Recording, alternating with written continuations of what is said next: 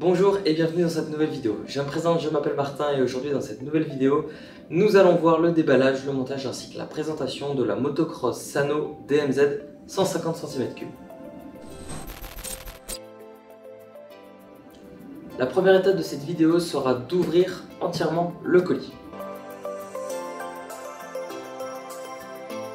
Maintenant que vous avez enlevé le carton, la deuxième étape consiste à retirer la cage métallique ainsi que tous les plastiques et toutes les pièces détachées que je vous invite à positionner autour de vous. Pour enlever la cage, vous allez avoir besoin de 3 outils. Une clé de 8, une clé de 10 ainsi qu'une clé Allen de 6.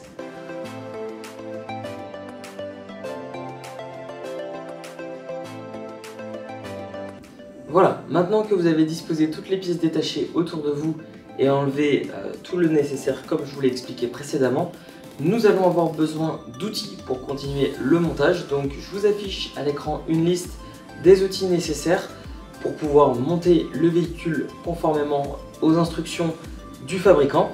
Maintenant que vous avez pu récupérer tous vos outils, nous allons pouvoir procéder au montage du véhicule. Je le précise, avec la moto, des outils sont fournis.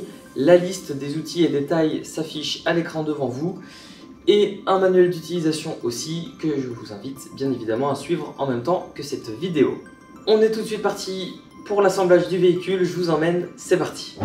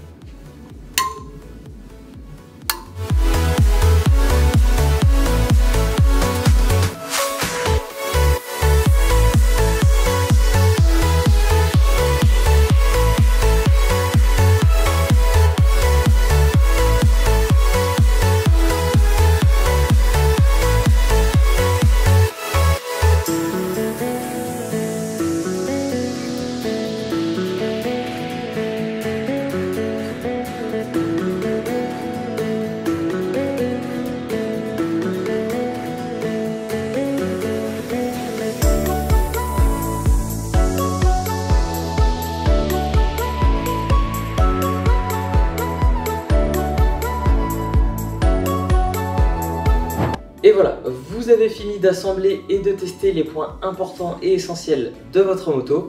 Maintenant, avant tout usage, j'ai quelques avertissements à vous expliquer et à vous donner. Ce sont des choses importantes auxquelles vous devez être attentif et que vous devez savoir. Toutes les explications que je vais vous donner, ce sont tout simplement des préconisations constructeurs. Et nous allons voir le premier point dès maintenant. La première chose à savoir est que vous êtes en rodage, donc vous devez parcourir une distance d'environ 500 km avec votre moto pour que votre moteur soit rodé. Et ça veut dire qu'il ne va falloir pas excéder plus des 3/4 de la poignée d'accélération et ne pas monter trop haut dans les régimes et donc pas de vitesse importante. Deuxième point à savoir, après votre première sortie, vous allez devoir contrôler toute la visserie de la moto ainsi que les rayons. Troisième point à savoir, de la page 22 à la page 30 de votre manuel d'utilisation, elle s'appelle la section numéro 7, vous allez pouvoir retrouver toutes les informations importantes et relatives à l'entretien de votre véhicule. Quatrième et dernier point, à la page 31 et 32, vous allez pouvoir retrouver un tableau vous expliquant les différents points pour une recherche de panne mécanique. Et à la page 35, vous allez pouvoir retrouver un schéma électrique concernant les pannes électriques. Et voilà, c'est la fin de cette vidéo. Merci de l'avoir visionnée, j'espère qu'elle vous a été utile. Je vous remercie. Sur ce, je vous dis à très bientôt, à la prochaine pour de nouvelles vidéos. Salut!